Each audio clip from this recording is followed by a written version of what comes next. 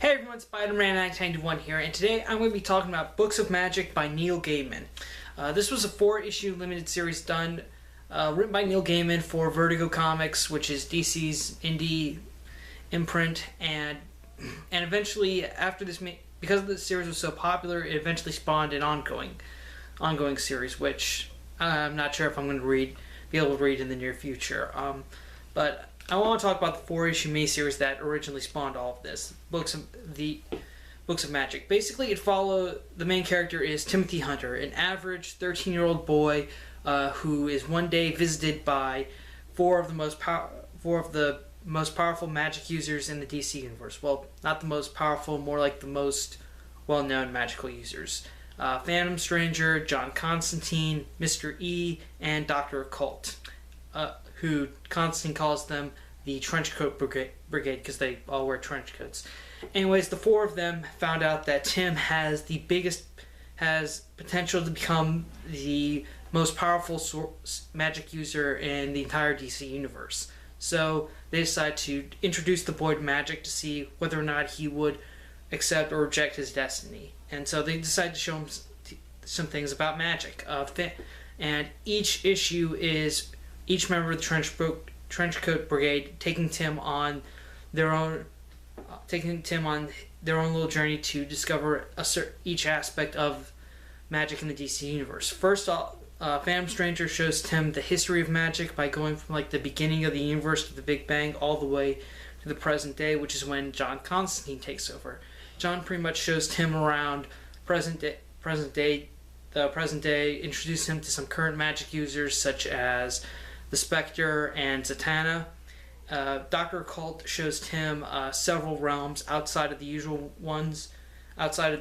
Earth, showing that there is magic in other worlds and such.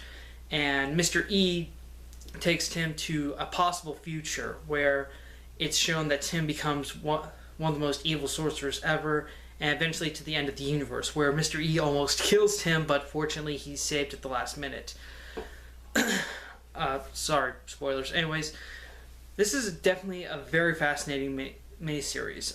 It's a wonderful story that Neil Gaiman wrote. It's something that he kind of built on from his childhood of searching through a library, discovering many different stories. It's kind of that same sense of wonder as Tim sort of exploring every single aspect of magic that is available in the DC universe.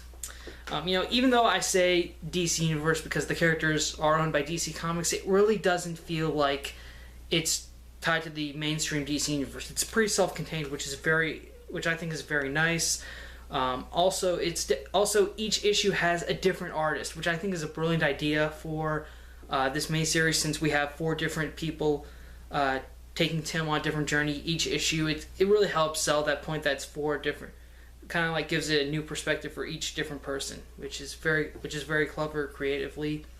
Overall, I would say that if you want something that is a self-contained story, if you're a big fan of the fantasy genre, then I would say definitely pick up Books of Magic. It is awesome. Also, if you're a Harry Potter fan too, because there's a funny story behind the books, the character Timothy Hunter, and how people originally accused J.K. Rowling of ripping off this character that Neil Gaiman did, and then eventually it was the other way around. But both Gaiman and Rowling both said that they had nothing to do with it and that people were crazy. So really, overall, if you like stories that involve magic and fantasy, you should definitely check out this series.